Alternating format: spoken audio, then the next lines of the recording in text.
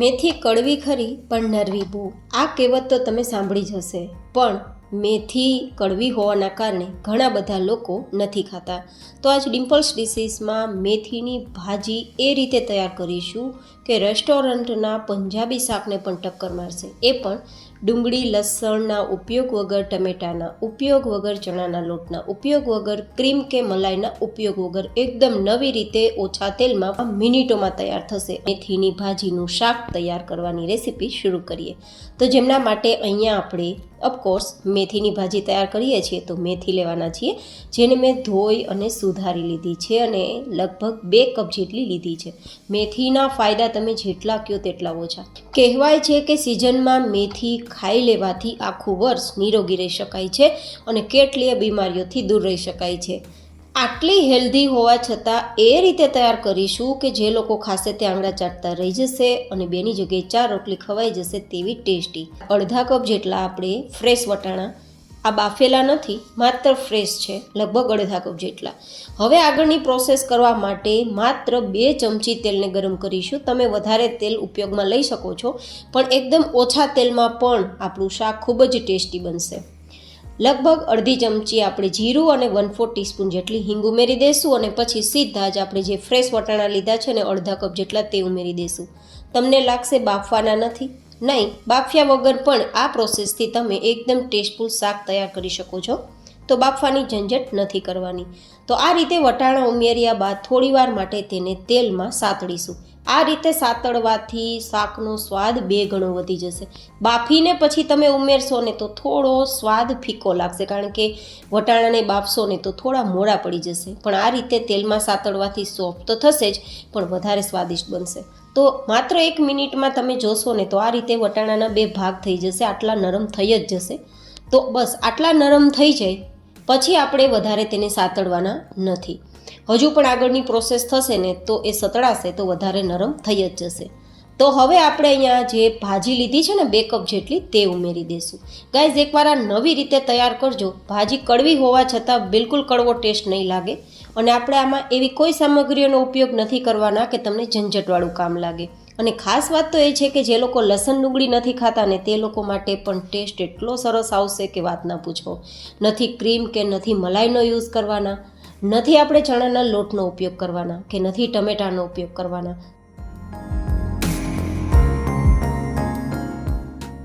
તો બસ આ રીતે થોડીવાર માટે સાતળશું ને તો મેથી તેલમાં સતળાવાના કારણે તેની કડવાણી થોડી ઓછી થઈ જશે અને ટેસ્ટ પણ સારો આવશે.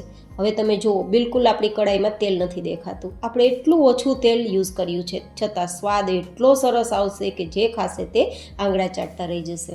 તો હવે આને થોડીવાર માટે ધીમા ગેસની ફ્લેમ પર સતળાવા છોડી દઈશું. એ થાય છે ત્યાં સુધીમાં આપણે ગ્રેવી બનાવી લઈએ. તો ગ્રેવી માટે મેં લગભગ 2 થી 3 ચમચી જેટલા કાચા મગફળીના દાણા લીધા છે અને 12 થી 15 નંગ જેટલા કાજુ લીધા છે. આ બંનેમાંથી કોઈ એક સામગ્રી પણ લઈ શકો છો અને આ બંને સામગ્રીમાંથી થોડી વધઘટ પણ કરી શકો છો. હવે આ સામગ્રીને મેં લગભગ અડધી કલાક પહેલાં ગરમ પાણીમાં પલાળીને રાખી હતી. ગરમ પાણીમાં પલળવાના કારણે તેની જે ટેક્સચર આવશે એટલું સ્મૂધ આવશે કે વાત ના પૂછો. એકદમ ક્રીમી ટેક્સચર થઈ જાય તેના માટે મેં પલાળીને રાખ્યું હતું. ગરમ પાણીમાં પલાળશો તો અડધી કલાકમાં પલળી જ જશે અને લગભગ અડધી કલાક પછી તમે જુઓ ને તો દાણા ઉપર ફોતરી જે છે ને તે નીકળી જાય છે. બસ આટલે સુધી પલાળવાનું. હવે તેમાંથી પાણી કાઢી લેશું અને પાણી કાઢ્યા બાદ આપણે આ જે કાજુ અને દાણા છે તેને મિક્સરમાં લઈ લેશું અને પછી તેને અધકચરું વાટી લેશું. અધકચરું શું કામ વાટવાનું હું તમને આગળ બતાવીશ. આ રીતે અધકચરું આપણું વટાઈ ગયું છે અને હવે તેમાં આપણે ઉમેરીશું લગભગ અડધા કપ જેટલું મોળું દહીં. હવે આપણે ફરીથી તેને ગ્રાઇન્ડ કરશું ને તો એકદમ સ્મૂધ ટેક્સચરવાળું આપણી ગ્રેવી તૈયાર થઈ જશે. તમને એવું જ લાગશે કે જાણે આ ક્રીમી ટેક્સચરવાળી મલાઈ કે ક્રીમ છે. તો છે ને ગાઈઝ, એકદમ ઇન્સ્ટન્ટ અને ખૂબ જ હેલ્ધી. દહીં કેલ્શિયમનો ભંડાર છે ને દૂધ કરતાં વધારે પ્રમાણમાં કેલ્શિયમ આપણે આપે છે. તો મેં દહીંનો ઉપયોગ કર્યો છે અને ઘણા બધા લોકો ડાયટ ઉપર હોય છે અને હેલ્ધી વસ્તુ ખાવાનું પ્રિફર કરે છે, તો મેં ક્રીમ અને મલાઈની જગ્યાએ આ રીતે ગ્રેવી તૈયાર કરવાનું પ્રિફર કર્યું છે. તો નવી રીતે ગ્રેવી તૈયાર કરવાની તમને મારી આ રીત કેવી લાગી તે પણ મને જરૂર બતાવજો. હવે ગ્રેવીને આપણે બીજા બાઉલમાં કાઢી અને તેને સાઈડમાં રાખી દઈશું અને તે જ મિક્સર જારમાં 3 થી 4 નંગ જેટલા મરચાંના ટુકડા અને 2-3 ઇંચ જેટલા આદુના ટુકડા ઉમેરી તેની પેસ્ટ બનાવી લેશું. અહીંયા લસણ ડુંગળીનો મેં ઉપયોગ નથી કર્યો, જેથી આ બંનેની પેસ્ટ આપણે તૈયાર કરી લઈએ. તો આપણી આ પેસ્ટ તૈયાર છે. હવે આપણી આ પેસ્ટને આ મેથી વટાણાની અંદર ઉમેરી દઈશું. તમે મને બતાવજો કે આ રીત તમને કેવી લાગે. ટ્રસ્ટ મી ગાઈઝ, એકવાર તમે આ ટેસ્ટ પણ જરૂરથી કરજો, તમને ખૂબ પસંદ આવશે. હવે આપણે આ પેસ્ટને મિક્સ કરી દીધા બાદ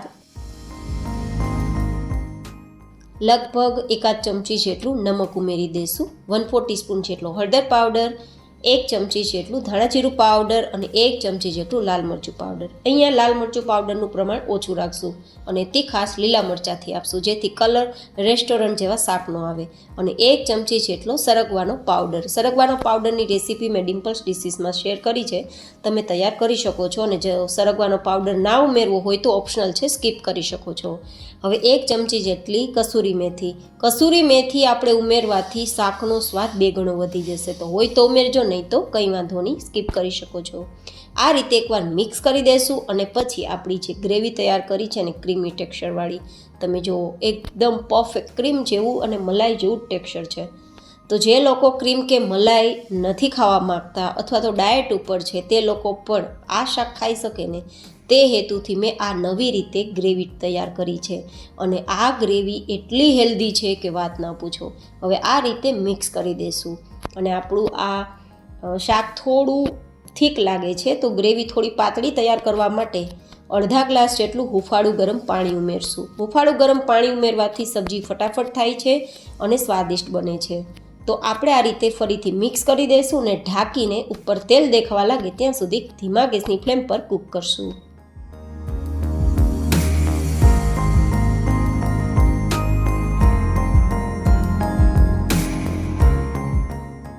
હવે આપણા શાકને તૈયાર થવામાં સમય નહીં લાગે, તો માત્ર 2 મિનિટ પછી તમે જોઈ શકો છો કે ઉપર તેલ દેખાવા લાગ્યું છે. આપણે એકદમ ઓછું તેલ ઉમેર્યું હતું ને, તો ઓછું તેલ દેખાય છે, પણ જેટલું ઉમેર્યું હતું તેટલું દેખાય તો છે જ. તો આ ઇન્ડિકેશન આપે છે કે આપણું શાક તૈયાર થઈ ગયું છે. તો એકવાર ચલાવી દઈશું અને પછી ધાણા ઉપરથી ઉમેરી દઈશું, મિક્સ કરી દઈશું, ગેસની ફ્લેમ બંધ કરી દઈશું, ધેન સર્વ કરીશું. આમાં આપણે ટમેટાનો ઉપયોગ નથી કર્યો, તો આ શાક ઠંડુ થઈ ગયા બાદ તેમાં પાણી નહીં થાય. ચણાના લોટનો ઉપયોગ નથી કર્યો ને, તો ઠંડુ થઈ ગયા બાદ તે કઠણ કે કડક નહીં થાય.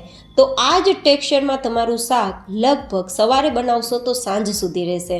તો તમે જો ટિફિન કે લંચ બોક્સમાં આપવા માગતા હોય તો પણ આપી શકો છો. તો તૈયાર છે એકદમ નવી રીતે મેથીનું શાક અથવા મેથીની ભાજી. તમને મારી આ રેસીપી કેવી લાગી જરૂર બતાવજો. હું ડિમ્પલ્સ ડિશીસમાં આવા નવા ક્રિએશન શેર કરતી રહેતી હોઉં છું, એ પણ હેલ્ધી સાથે ટેસ્ટી પણ. તો જો તમે આવી રેસીપીઓ દરરોજ ફ્રીમાં મેળવવા માંગતા હોય તો ડિમ્પલ્સ ડિશીસ ચેનલને સબસ્ક્રાઈબ કરવાનું ના ભૂલતા.